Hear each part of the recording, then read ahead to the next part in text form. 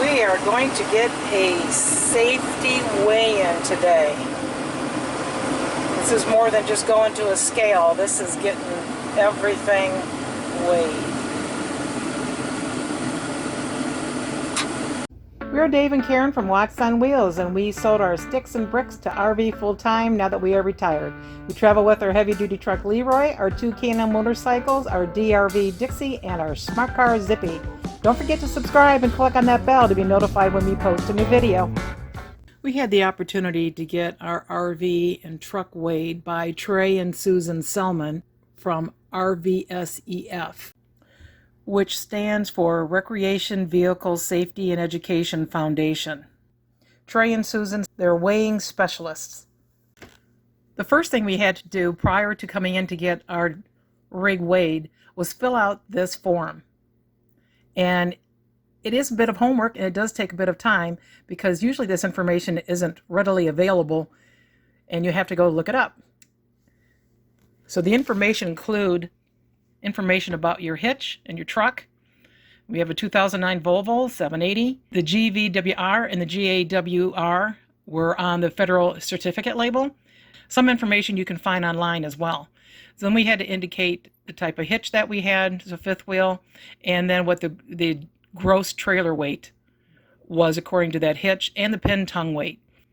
Then we needed to put information about our truck tires in here, the brand that we had, and the information on the tires to be able to fill in the rest of the information for the pounds and the PSI. And then we had to do the same thing for the trailer tires. Then we had to fill out another page where we went through the tow vehicle tires by location with the size, the brand, the model, the load range, the maximum load for single and the pressure, and the maximum load dual, single and pressure, and give them that information as well so they'd be able to properly calculate our weight. You may wonder, why should I have my RV weighed?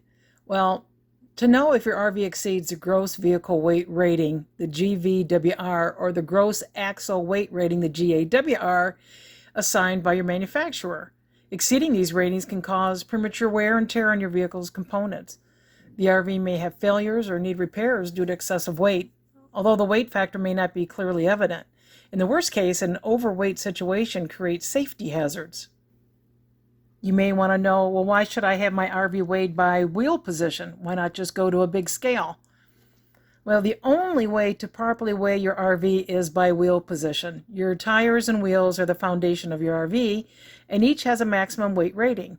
An overloading tire, also known as an underinflated tire, is the number one cause of rapid tire failure, most often referred to as a blowout. It is possible to be within your gross vehicle weight rating and your gross axle weight rating and still overload a tire at any individual wheel position. The major tire manufacturers do recommend that you do a wheel-by-wheel weighing.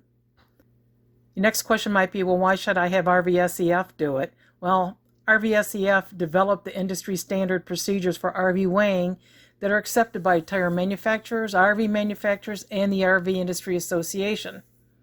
They provide a detailed weighing report that compares your RV's rating with actual weights collected. They will provide an analysis for you and go over it with you. You might want to ask, isn't weighing on a platform scale to get a total weight better than nothing? Well, assuming you understand the limitations, yes, that's true. Overall weights on a platform scale are a good starting point. If you just can't find a place to get your RV weighed wheel position by wheel position, weighing on a platform scale gives basic starting information. Then you can get wheel by wheel weighting done when you have the opportunity. We were able to have RVSEF do our weighing at a rally that we attended.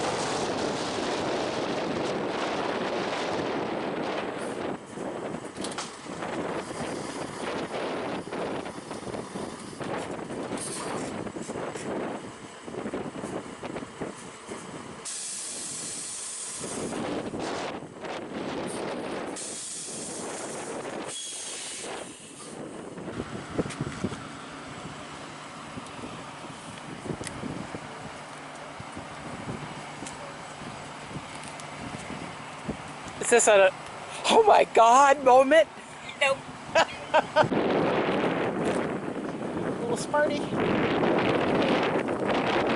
Yeah. Did that change? Now it did.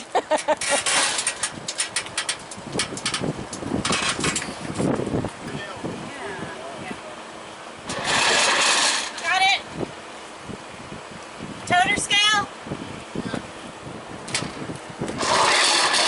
Clear.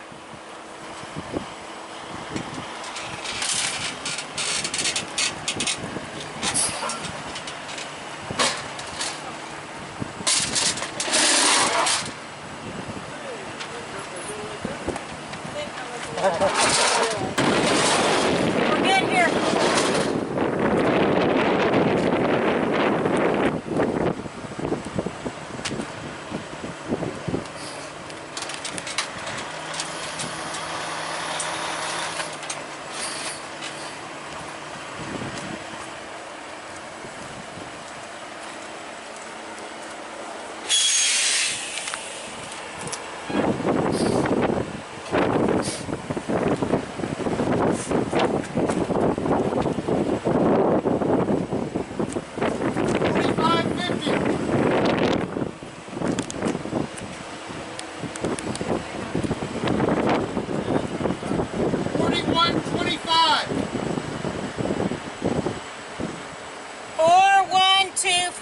Yes.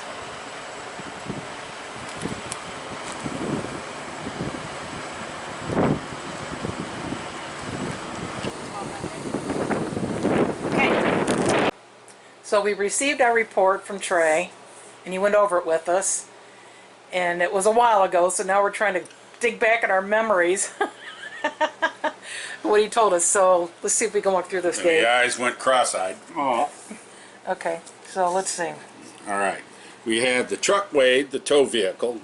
So the tow vehicle, the Volvo with the trailer, and then just the DRV itself. Right. Okay, so over here, what we got? Here's the tow vehicle, the truck. On the passenger front tire, it's 6,700. On the driver's side, it's 6,500. In the rear passenger side, 6,550. And the driver's side rear is 6,800. Now that's also with the Can-Am motorcycles on the truck. Yep. All right, and the totals are 13,200 for the front axle, which the axle is rated for that. And on the rear, it's 13,350, and it has a 20,000 pound axle. Truck, no problem. Truck's no problem. Okay, now how about the truck with the trailer? Truck with the trailer attached to it, as you can see it. So this is the truck information, but it just happens to have the trailer attached to it at this point. Right. Okay. Right. We're seeing what the truck weighs with the trailer attached to it. That's all. We're not weighing the trailer at this point. We're This weighing is just the truck. Okay. All right. So at the front end on the passenger side, it's 6,150, which is a little lighter than that. It's causing the pin weight causing the truck to cantilever up a little bit. So it's taking a little weight off there. Also on the front, it's taking the weight off. And on the rear, as you can see, it's gotten heavier. Well, that's because you got a trailer Because hanging it's on got the it. trailer hanging on it. But the front axle is at 12,100 and we're at 13,200, so we're well within specs there. And we're 500 pounds under specs. Okay, so the With truck, the axle. truck, no problem. Truck, no problem. With the bikes or anything, no problem. All right. Okay. Now moving on to the fifth wheel trailer, the front weighs 4975. That's the front passenger wheel, and then the front driver wheel weighs 4550, and then the second axle is 3600 for passenger side, and driver's side's 4125. So you add those up, and our axles are rated for 8,000 pounds. So red, So we're showing red here, overweight overweight. on the front. Yeah, on the front Of the trailer. 1,525 pounds on that axle. And about 300 under on the rear axle. Right. Okay. So we have to find a way to disperse some weight from here to here. By moving things around in the trailer. From the front to the back. From the front to the back, try to Okay. disperse the weight. And what's this over here in the corner? This right here, That's the tote and that's the the smart car. tote and the smart car. Tote was $16.25. The smart car was $1,200 for $28.25, Right. which that tote can handle that no problem. Yeah. So there's no issue there. And that doesn't affect the trailer weight. A little bit in the rear, because it has some tongue weight. But the rear really needed more weight. Yeah, Anyways, the rear so it's needed not more. hurting anything. No. So what is this stuff down here? The vehicle weight total for the truck is $26,550. Right. Being hooked up, it's 31. No. What's this mean? That's the tow GVRW. Gross vehicle weight The truck itself weighs 31,600 pounds. when you got something hitched to it. That number is the truck weight with the trailer on it, with the trailer weight, comes out to that. Then when you add these two together with the pin weight, you come up with that number. Well, this is supposed to be 52,200, so we're under. Right. But the actual trailer itself, the pin weight was under. It can take 7,500. It was at 5,050, which is a 23%, which you said 15 to 25 is good. But the trailer GVW was, it's supposed to be 19,000, we think. We think that that's wrong. It's supposed to be 21. Well, even if we're 21, we'd still be 1,300. Yeah, we're still 1,300 pounds over at 21. Yeah, or it's 3,300 if 19 is correct. So he was recommending what? Because of that. We shed weight. Yeah. Well, he also said just shift stuff from the front to the back. Right. But what do you have to shift? Not much. I mean, canned goods, which are next to the steps going to the bedroom. Yeah, they're in front of the axles, which puts more weight on the front axle. So he's saying get things behind. Behind the rear axle. So you're talking about getting things, basically, the dinette is about in the middle of the two wheels, isn't it? No, yeah, pretty close to it, yeah. So try to add more weight from there on back. There's not much you can add. I don't know what you could move. No. So we need to drop some weight. Well, we're going to do some of that we have 6 lead acid batteries up front right now. And we're going to get rid of those. We have 6 lithium batteries, which are about less than half the weight of those. So we're going to shed a couple hundred pounds easily just doing that. Plus we have a Tempur-Pedic mattress, a king-size mattress in there, which is, the thing weighs a ton. That's probably the biggest part of the problem. Probably, but I can't sleep on anything else but. Yeah. So. What about tire pressure? Didn't he talk about tire He pressure on here? He talked about raising our tire pressure on our trailer, on the RV part, to 125 pounds, which the tires are rated for that. But I find with my TPS system that if I run 125, I start ringing, high tire pressure, where it gets up to 150 pounds on a normal day. But if I run them at 120 pounds, I stay under 145 pounds of pressure. Depends on temperature outside. Oh, it depends upon the temperature, but even on a hot day, 85 degrees at 120 pounds, I don't go over 145 pounds of pressure. So I don't know about that one. I've been running them at 125 now since he said it, and we don't get far down the road before we start hearing alarms for tire pressure. Yeah. It About only goes 145. up to about 146, right around in there, but when I hit 150, I'll start, uh-oh. And then the truck, he suggested to run the fronts at 110 pounds. I have been running them at 105, and he suggests running the rears at 85 to 90 pounds, and I've been running those at 100. So did you drop those back? Yeah, I dropped them back down to 90 pounds and, We haven't had anything go off on the on sensors the for truck. that. No. So overall, what do you think about this process and getting it weighed? Well, I think it's a good thing. I mean, it gives you a good overview of your whole system. And what needs to be moved around or removed, or Right, what right. tire's going to blow? Yeah. that and your weight distribution. You know, you might think you're okay, but you might have everything piled on one side. You don't know. And you're overworking one side versus the other side. Well, we've tried to eliminate some of the canned goods. We did eliminate a few things in the basement that we weren't using, and we're going to get the lithium batteries. So we definitely want to get it weighed again after we make some of those changes. Yeah. We've already had one tire blowout, Yep. That was no fun.